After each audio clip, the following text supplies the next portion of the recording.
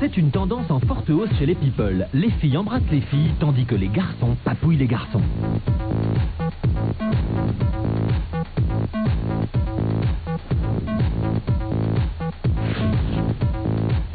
Je suis amoureuse d'une femme.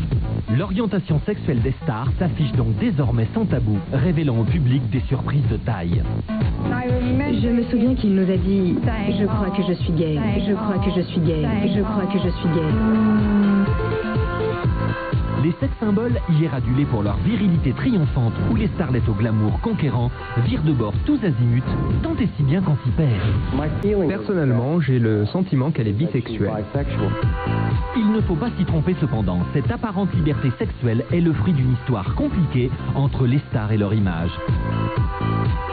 L'amour librement évoqué, ça paraît simple comme ça. Alors aimons-nous. Mais ce n'est pas si facile. Il a fallu que des pionniers se libèrent publiquement pour faire accepter leurs différences.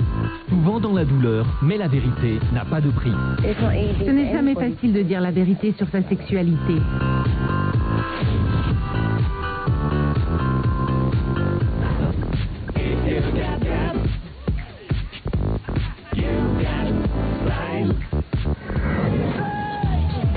Lindsay Lohan, 22 ans, est une star en révolte permanente.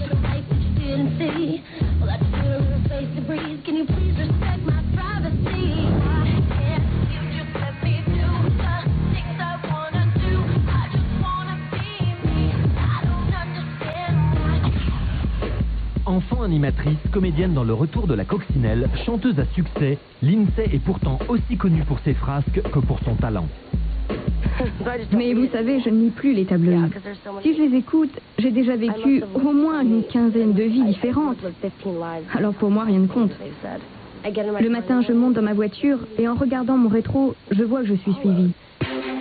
Traquée, tourmentée, Lindsay est tout à la fois taxée de kleptomanie, de toxicomanie et de bisexualité. Depuis qu'on l'aperçoit au bras de la jeune Gidget Samantha Ronson. Alors, ça fait jaser l'Amérique puritaine, mais Lindsay, elle s'en moque et elle le dit sur tous les tons. Why not try it? Why not try it? What have you got to lose? Why not try it?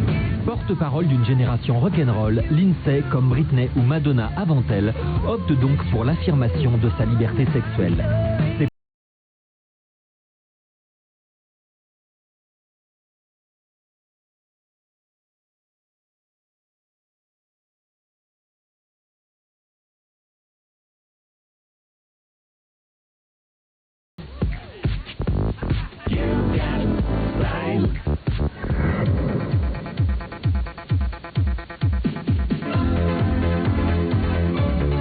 Samantha Fox a attendu d'avoir 40 ans pour faire son coming out après 25 ans de carrière.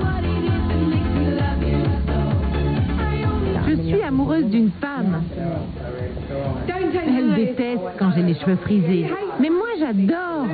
Je déteste ça. C'est tellement plouc, c'est tellement pas Samantha. En plus, ça te ressemble vraiment pas.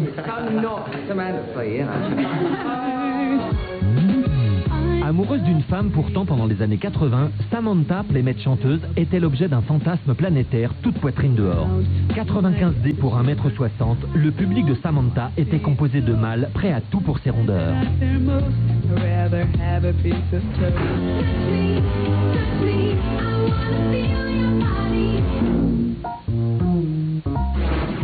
Et, objet de fantasme, Samantha n'allait pas leur dire qu'elle préférait les filles.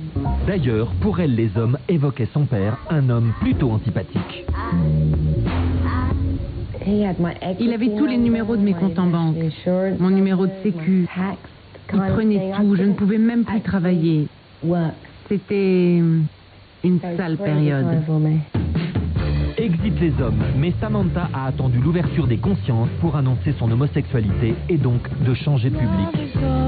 Depuis, la playmate pour Vidas s'est métamorphosée en icône gay, un virage à 180 degrés. J'avais besoin de ce genre d'amour. Un amour qui me donne de la force. Un amour qui a vaincu ma peur. J'avais peur. Un coming out heureux, mais ce n'est pas toujours le cas.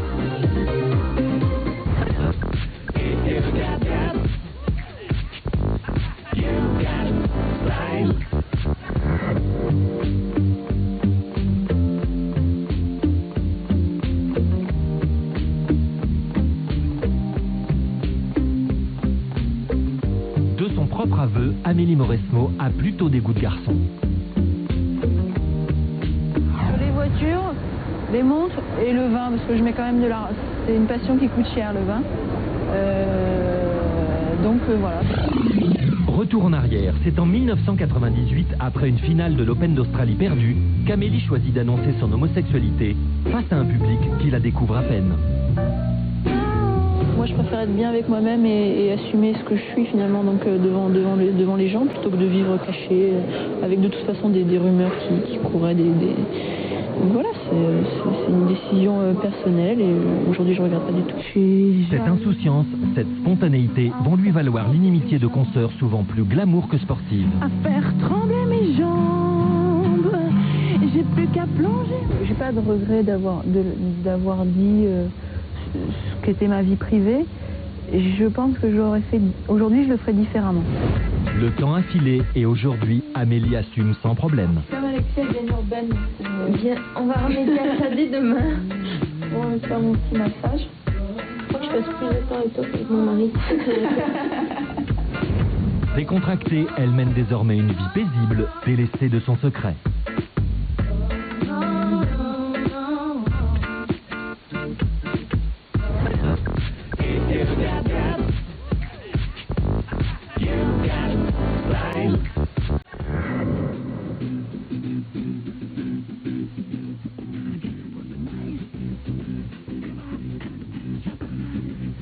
George Michael est un super poids lourd du disque. Son album Face s'est vendu à plus de 17 millions d'exemplaires à la fin des années 80.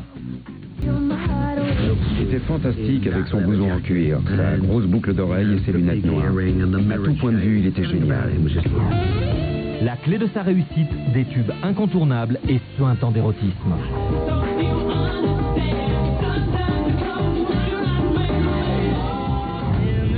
Une voix de velours. Et surtout... Mon Dieu, son cul, c'est la plus belle chose sur Terre. Oui, mais voilà les filles, George est gay et le monde va le découvrir en 1998. Alors qu'il partage un bon moment avec un garçon dans les toilettes de Los Angeles, la police le surprend.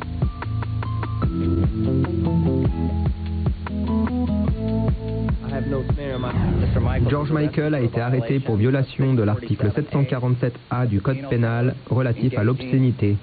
Regarde-toi, regarde un peu. Humilié par les médias, George retournera néanmoins la situation en faisant preuve d'authenticité sur une grande chaîne de télé.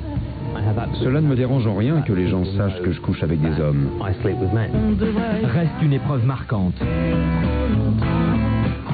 Quand je me rends dans les toilettes d'un restaurant, par exemple, je m'enferme systématiquement. Car je sais que si j'utilise les urinoirs, quelqu'un risque d'en faire une crise cardiaque.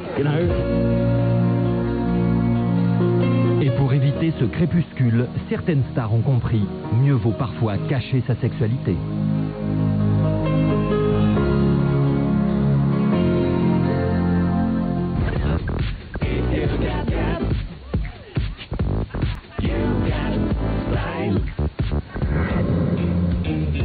Ricky Martin et Tom Cruise ont plein de choses en commun.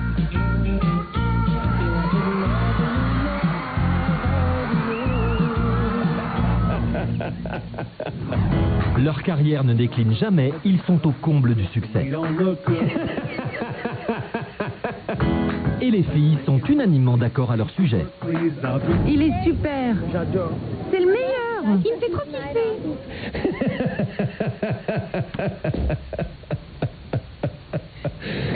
Je viens de tourner autour de Ricky, il est super mignon. Voilà, cependant, et c'est une autre de leurs ressemblances, les rumeurs relatives à leur homosexualité sont persistantes, et ce, malgré leur conquête affichée. J'ai même failli la demander en mariage. Ah ouais, vraiment. Et si les rumeurs restent ce qu'elles sont, c'est que Tom et Ricky ont adopté une tactique payante, le silence. Ça fait partie des trucs que je garde pour moi. Et de toute façon, Ça ne devrait pas être un problème. Le mystère ainsi préservé, la curiosité du public reste vive. Je vais avoir un orgasme. Tout le monde y gagne. Le public est en alerte et leur notoriété demeure jusqu'à la prochaine tendance. Vous tenez vraiment le savoir? J'ai rencontré une fille. Elle s'appelle Imai. Imai.